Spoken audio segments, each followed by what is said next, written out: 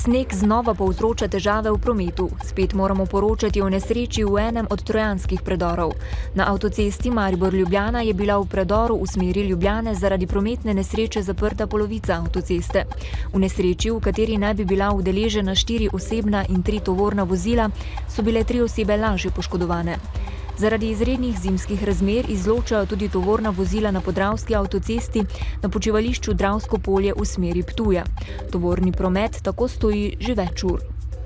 Czekamy 5 godzin i nie wiadomo kiedy pojedziemy. Kolejka jest na granicy, problem. Śnieg. Hrvatska problem.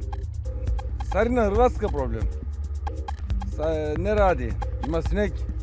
Ima sneg, zatvori avtoput. Čeka. Snega in dolge zime zagotovo niso veseli kmetje, sadjarji in pridelovalci vrtnin. Premaknila so se vsa pomladanska opravila. Na Vipavskem, kjer so se marelice že razcvetele, so temperature pod ničlo, burja in moker sneg uničili prvi pridelek. Škodo zaradi zmrzali bodo ocenili v prihodnjih dneh. Tudi mnogi zelenjadarji bodo zaradi zimskih razmer ob prvi najbolj cenjen pridelek. Solato in drugo zelenjavo bodo imeli le vrtnari z rastlinjaki, tem pa se bodo zaradi mraza povečali stroški ogrevanja. Na srečo ta snežna odeja je vedno izolacija. Snežna odeja vedno pomeni, da poljščine boljše prezimijo, če spodaj ni zmrznjena zemlja. To pa letos ni bilo. Če pa pod snežno odejo zemlja še zamrznjena, pa so lahko težave.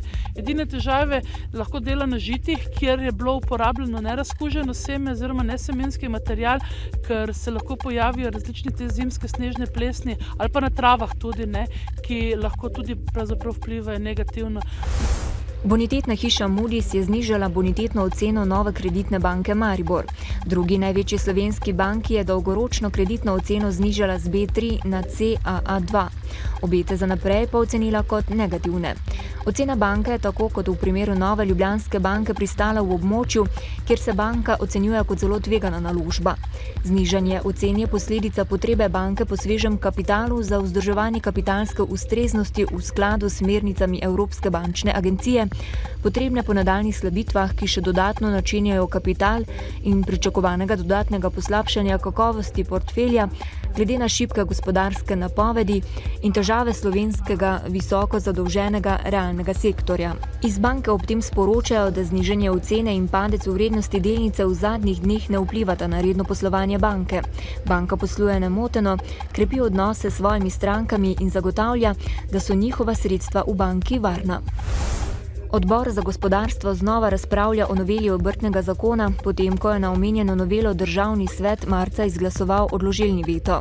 Novela obrtnega zakona je podlaga za uvedbo prostovoljnega članstva v Obrtno-podjetniški zbornici Slovenije, kjer sicer ukinitvi obveznega članstva nasprotujejo.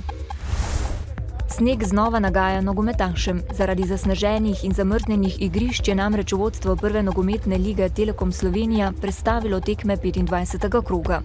Tekme, ki bi bile na sporedu v sredo 27. marca, bodo odigrane teden kasneje, torej 3. aprila.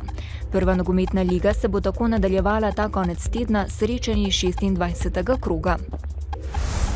Rokometaši Maribora Branika so na žrebu Evropske rokometne zveze na Dunaju dobili tekmeca v četrtfinalu pokala EHF. Mariborski rokometaši, zadnja preostala slovenska ekipa na evropskih rokometnih tekmovanjih, se bodo pomerili z nemškim klubom Frisch auf Göppingen. Mariborčani bodo prvo tekmo četrtfinala 20. ali 21. aprila igrali doma, teden dni kasneje pa bodo gostovali v Nemčiji. Jutri bo sprva pretežno oblačno, popoldne se bo delno zjasnilo. Najnižje jutranje temperature bodo od -7 do -3, najvišje dnevne od 0 do 3 stopinje Celzija. V četrtek se bo oblačnost spet povečala, proti večeru bo v zahodnih krajih pričelo rahlo deževati. V petek bo po večini oblačno, predvsem na zahodu bodo občasno manjše padavine. Topleje bo. V dnevniku televizije Maribor ne zamudite. Nenavadna slika na mariborskem letališču, letalo varujejo policisti. V Vinagu z odprodajo premoženja krpajo finančno luknjo, plače delavcem zamudo. Koliko zavarovalniškim goljufom zavarovalnice pravočasno stopijo na prste. Novice Štajerske, Pomurja in Koroške ob 18. uri.